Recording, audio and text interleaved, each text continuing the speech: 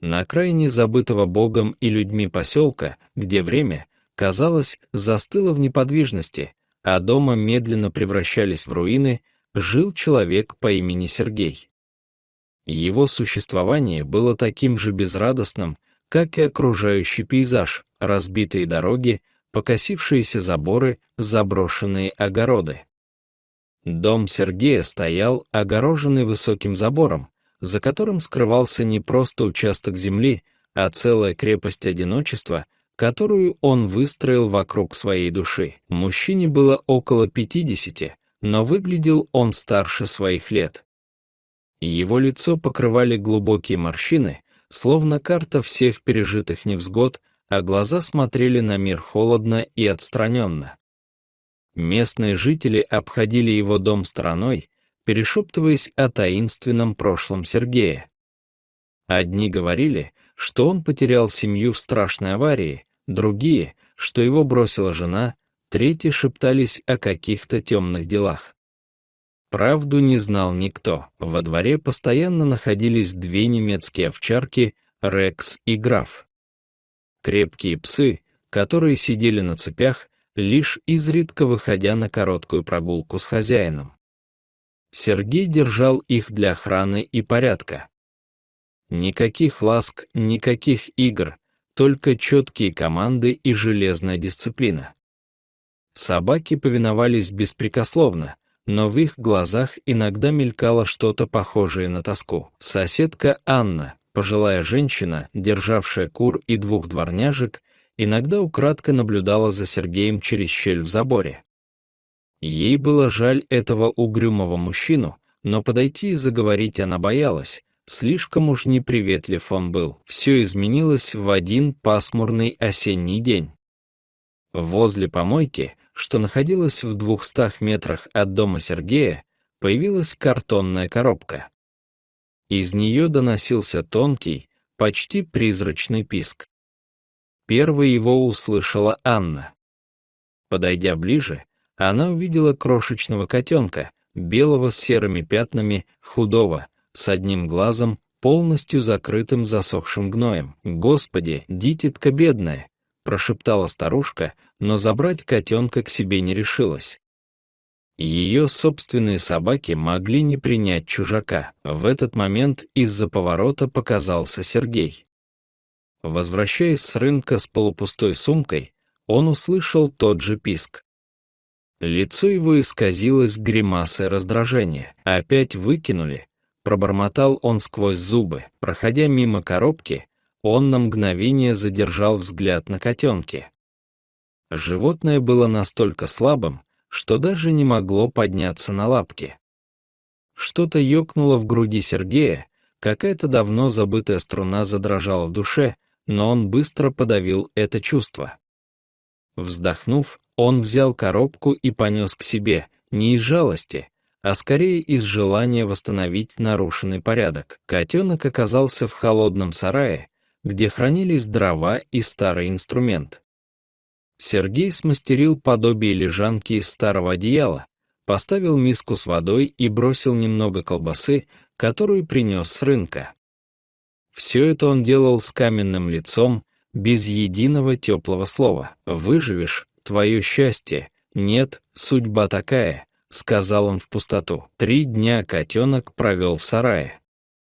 Он дрожал от холода, слабо пищал и с трудом передвигался. Собаки, учуяв чужака, постоянно рычали у дверей. Сергей игнорировал и котенка, и гнев псов.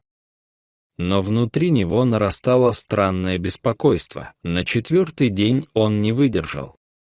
Взяв коробку с немного окрепшим котенком, он вышел за поселок к старой свалке и оставил его там среди мусора и бурьяна. «Теперь все», — сказал он себе, — «концы в воду». Но судьба распорядилась иначе.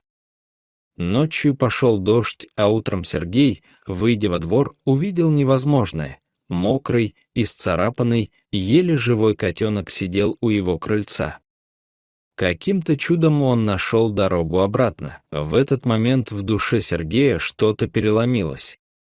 Гнев и ярость, отчаяние — все смешалось в один клубок. Он распахнул калитку и крикнул собакам: «Фас! Взять!» Рекс и граф ринулись к котенку. Раздался оглушительный лай, рычание, писк. Но через мгновение случилось необъяснимое. Обе собаки вдруг остановились, как вкопанные. Граф начал скулить, отступая назад. Рекс опустил голову и замер. Сергей, охваченный слепой яростью, схватил палку и бросился к котенку. Тот лежал без движения, из его рта текла кровь. «Фас!» — кричал Сергей собакам. «Фас!» — я сказал, но псы не двигались. Они смотрели на хозяина преданными, но полными скорби глазами, и тут Сергея осенило. Он упал на колени рядом с умирающим котенком. В его памяти всплыли образы, которые он годами пытался забыть: лицо жены, погибшей по его вине в той роковой аварии, слезы детей, которых он оттолкнул от себя, годы одиночества и тоски. «Прости», — прошептал он, беря на руки окровавленный комочек. «Прости меня», но было уже поздно. Котенок умер у него на руках. С этого дня жизнь Сергея изменилась.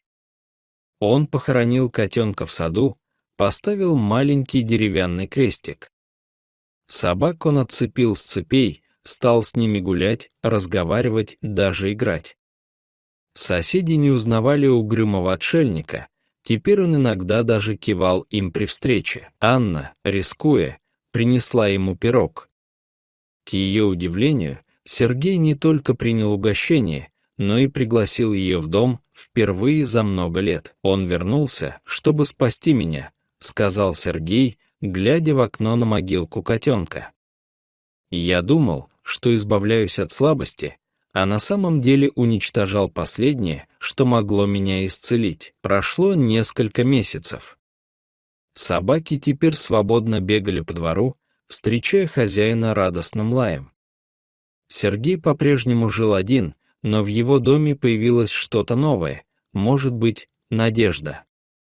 Он начал мастерить скворечники, подкармливать бездомных животных, однажды даже помог соседскому мальчику починить велосипед. Маленький, беззащитный котенок напоминал мужчине о том, что даже в самых темных уголках души есть место для жизни, и что жестокость не может быть ответом на все.